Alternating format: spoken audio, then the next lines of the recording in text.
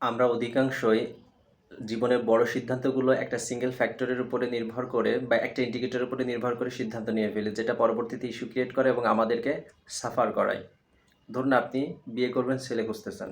সেক্ষেত্রে আপনি যদি সিঙ্গেল একটা ফ্যাক্টর বা ইন্ডিকেটর ওয়েলদি কিনা ছেলে সেটার উপরে নির্ভর করে বিয়ে করেন, একটা সার্টেন পিরিয়ড পরে গিয়ে দেখা যাচ্ছে এটা আপনার মেজর ইন্ডিকেটর নাও হতে পারে।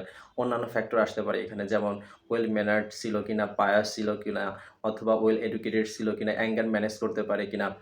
তেমনিভাবে আপনি বিয়ে করবেন, মেয়ে খুঁজতেছেন, সেই জায়গাটাতেও যদি আপনি একটা ইন্ডিকেটর থাকে সৌন্দর্য এবং ওইটাতেই যদি ফোকাস করেন শুধুমাত্র, দেখা যাচ্ছে 4 বছর 5 বছর পরে ওই সৌন্দর্য নাও থাকতে পারে।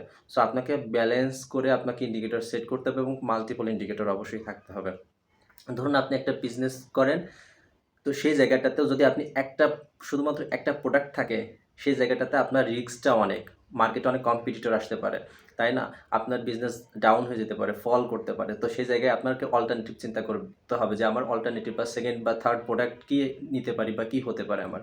আপনি একটা নন প্রফিট অর্গানাইজেশন রান করেন, সেক্ষেত্রে যদি আপনার সিঙ্গেল ফান্ডিং সোর্স থাকে, আপনার জন্য রিস্ক কিন্তু অনেক হাই। যে ফান্ডিং সোর্স বন্ধ হয়ে গেলে আপনি কি করবেন তখন? সিমিলারলি আপনি জব করেন, আপনার যদি ইনকাম সোর্স শুধুমাত্র ওইটাই হয়, জব, অন্য কোনো অ্যাসেট না করেন, আপনার কোনো স্কিল যেটা কিনা আপনি এই জবটা চলে গেলেও আপনি আর্ন করতে পারবেন, অথবা আপনার কোনো অ্যাসেট আছে যেখান থেকে ইনকাম আসতেছে, এরকম যদি না হয়, তাহলে কিন্তু আপনার জন্য হাই রিস্ক, আপনি বিপদে পড়ে যেতে পারেন যে কোনো সময়। তো সবসময় ইন্ডিকেটর বা একটা সিঙ্গেল বিষয়ের উপরে নির্ভরশীল না থেকে ভাগ করে দেওয়া, সেটা বিজনেস হোক অথবা সম্পর্ক হোক, যে কোনো জায়গাটাতে।